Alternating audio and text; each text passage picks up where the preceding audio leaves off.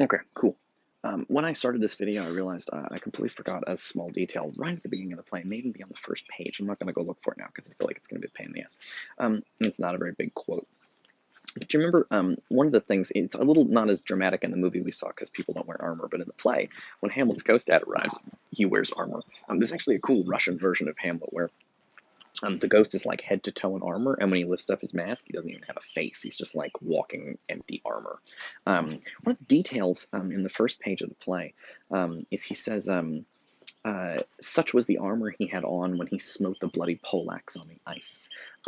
It's interesting that King Hamlet shows up, the ghost shows up wearing the same armor he had on when he fought Fortinbras, which is really interesting. Because I think that one of the things the ghost is doing is warning the country about the coming war with Fortinbras, and so he shows up wearing the armor, the same. And even in the movie we saw, he shows up wearing a military uniform, but he's wearing the same outfit. So it's not really worth turning to the page for the quote, but there you go. So Hamlet, it's page. So we last saw this on page 11, right? Basically everything went well, and Fortinbras was going to invade, and now on page 3, Fortinbras is going to invade, and on page 11, Voltimand comes back, and now he's not anymore. You don't really hear about Fortinbras until page 26. It's like Act 4. Like we really you miss him. The whole Hamlet meets the actors, and they have the play within a play, and he yells at his mom, and he kills Polonius, and they try to he runs away from the guards, and they ship him off to England. That's the next time you hear about Fortinbras. Now, one of the hilarious things about the Fortinbras plot is that, and I normally would show you a map, but it's not really worth it. But it's Fortinbras is in Norway, and he wanted to invade Denmark. But he lied and said he was going to invade Poland. So his uncle says, you know what, you got the army already, just go ahead and invade Poland. But the jokey part here is that he has to go, in order to get from Norway to Poland, he has to go through Denmark. So ridiculously, 5 minutes ago, he was like, I'm going to kill everybody in Denmark and take over your stupid country.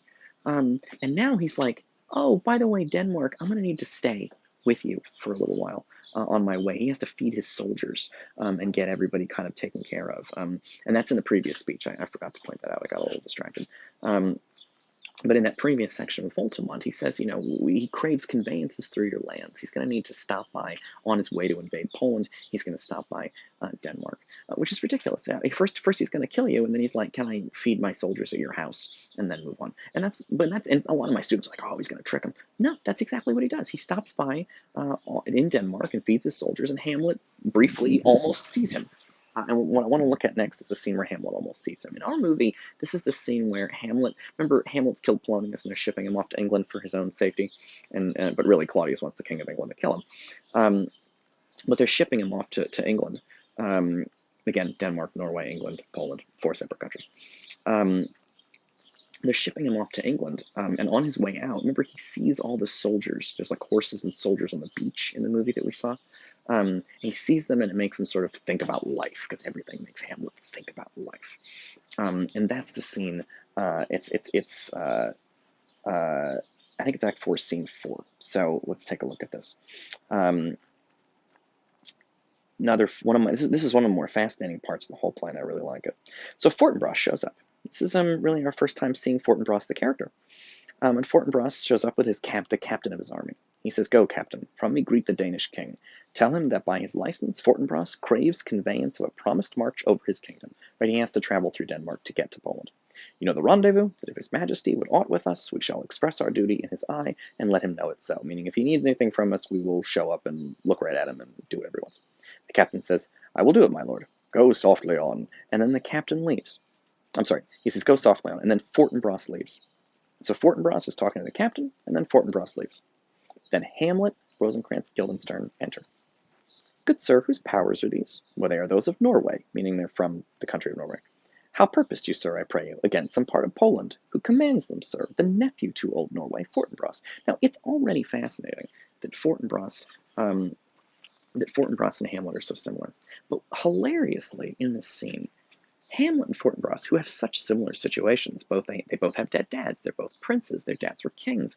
They should have been kings. Their uncles became kings instead. They seem like they're both frustrated in similar ways. But they have different ways of dealing with their problems because Hamlet overthinks and Fortinbras overfights.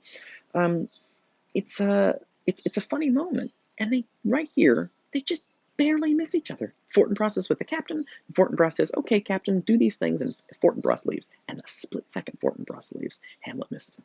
Would have been really interesting to see these two guys have a conversation with each other, but they don't. They just get kind of cut off. They don't get to talk to each other. It's an interesting little missed opportunity. And Hamlet wants to know who are these soldiers, and they say they're going against Poland. Who commands them? The nephew to old Norway, Fortinbras. Hamlet, always curious. Hamlet, he always wants details. Goes it against the main Poland, sir, or some frontier? Like, what are you fighting over in Poland? And the captain says, truly to speak, and with no addition, we go to gain a little patch of ground that hath in it no profit but the name. To pay 5 ducats, 5, I would not farm it, nor will it yield to Norway or the Pole a rank or rank should it be sold in fee. So he says, this is worthless. So we're going to fight over a worthless piece of land. He says, a little patch of ground that hath in it no profit but the name, meaning it's famous, but there's nothing else valuable about it. He says, to pay 5 ducats, 5, I would not farm. I mean, you couldn't pay me to like farm this place, like, because it doesn't have any there's no good crops there. There's no gold. There's nothing to fight over. And he says, nor will it yield to Norway or the Pole a rank or rank should it be sold in fee. He says it's not even worth any money. So Hamlet asks the obvious question, since they're fighting over a worthless piece of land. Hamlet says, well, then the Polak never will defend it, meaning if it's such garbage, if it's such a garbage area, they're just going to let you have it. And the captain says, no, it's already garrisoned. Like, no, they're ready to fight with us about it. And then Hamlet does his big philosophy thing.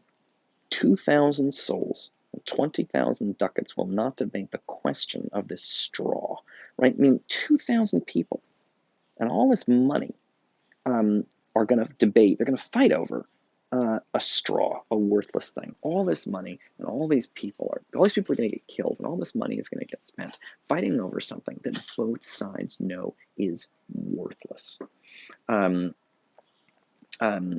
It's just total garbage, and they're fighting over it for no reason. It has no profit in it but the name. It's just a famous piece of land, and so that's it.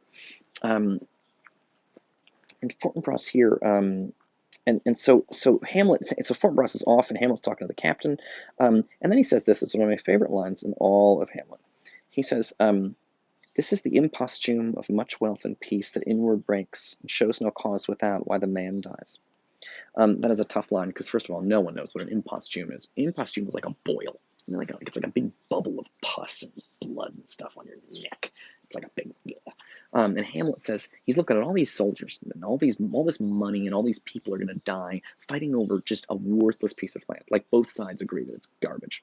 And Hamlet says, "This is the imposthume of too much wealth and peace that inward breaks and shows not without." Sorry, I'm screwing this quote up.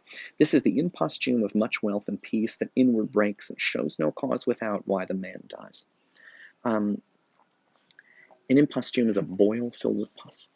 He says all these soldiers, he compares them to a boil filled with pus. What kind of boil that fills with pus? A pus-filled boil that inward breaks, meaning instead of breaking outward and squirting blood and pus out, it breaks inward and pours all that pus into your body, and it kills you. Even though you can't see how the person died. You're just like, oh, what did they die of? Well, they died because they had a big thing of poison right here, like bad stuff that was gathering, and instead of breaking out, it broke in and poisoned the body. And Hamlet says, it's a fascinating analysis of war. Hamlet says, this is the imposthume of too much wealth and peace, which inward breaks and shows no cause without why the man dies. He says, war, this kind of war, maybe all war, it's a disease, like a pus thing, pus-filled boil. What causes it? Much wealth and peace. Too much money, too much free time. And then people get bored and they want to go on adventures. Fortinbras, they say, he's a young man and he wants to go to war. He's of unimproved metal, meaning he wants to go test himself in battle. And he's going to go cause all of this. He says, Hamlet says, war is a disease caused by too much wealth and peace, too much money, and too much free time, so you start thinking about taking over other countries. And it is a garbage war. They're literally invading Poland for no reason, and they're fighting over a piece of land that has no profit in it but the name. It's just it's a straw. It's completely worthless. And this is Hamlet's analysis of war. Too much wealth and peace that inward breaks and shows no cause without why the man dies.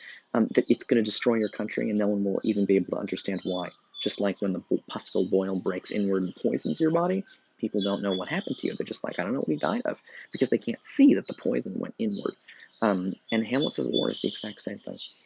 It kills the country, but there was no reason for it. Like, you didn't have to go to war. You chose. Fortinbras didn't have to go to war. He chose to go to war. He doesn't even give a shit about Poland. He doesn't want Poland. He doesn't have diamonds or gold or anything there. He's just being a horrible person. He just likes war for war's sake. And you can see here, Hamlet just looks at all of this stuff, and Fortinbras is like, yay, adventures, and Hamlet is like, all these people are going to die for nothing. Very similar guys, very different reactions. Okay, we'll keep going with this in the next video.